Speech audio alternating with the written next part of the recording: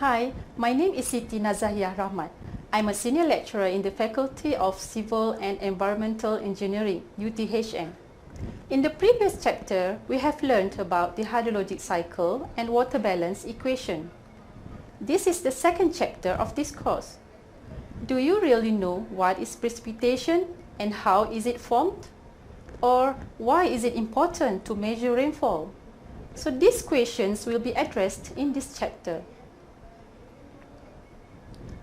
At the end of this chapter, students should be able to list type of precipitation, understand how measurement of rainfall depth are made, estimate missing rainfall data for a particular station, and determine aerial rainfall using data from rainfall stations.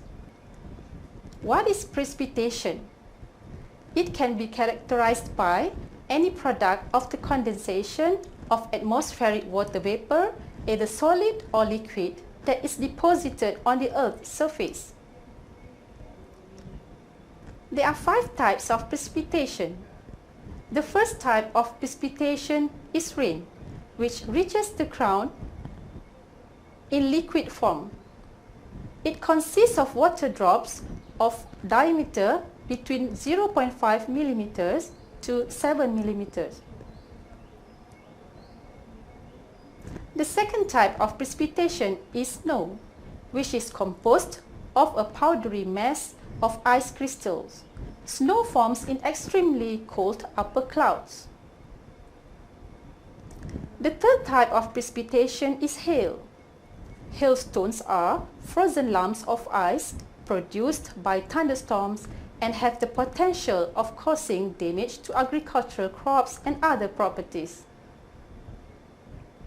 The fourth type of precipitation is sleet. It is usually the combination of snow and rain. And the last one is drizzle. Drizzle is characterized by fine, numerous, and uniformly dispersed water drops which appear to float and flow with air currents.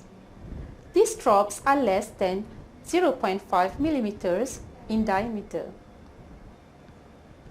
So how is rain formed? As air rises and cools, water condenses from the vapor to the liquid state. Water droplets are formed by nucleation process, which is condensing of vapor on tiny solid particles.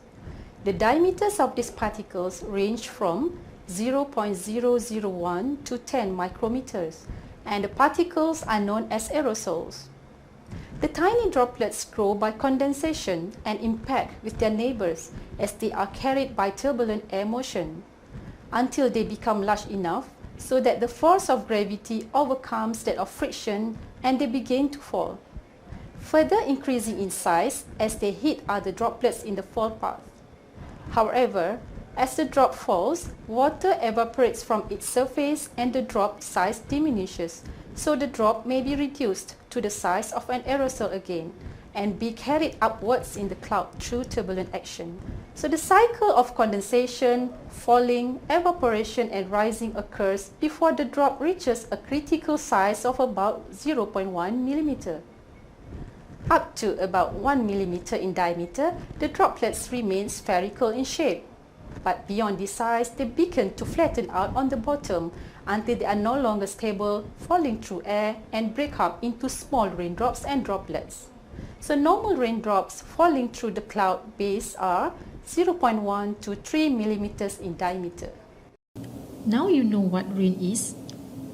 Let's have a look at types of rainfall.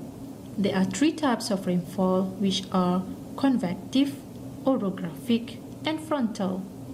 The next video will explain to you types of precipitation and how it's formed.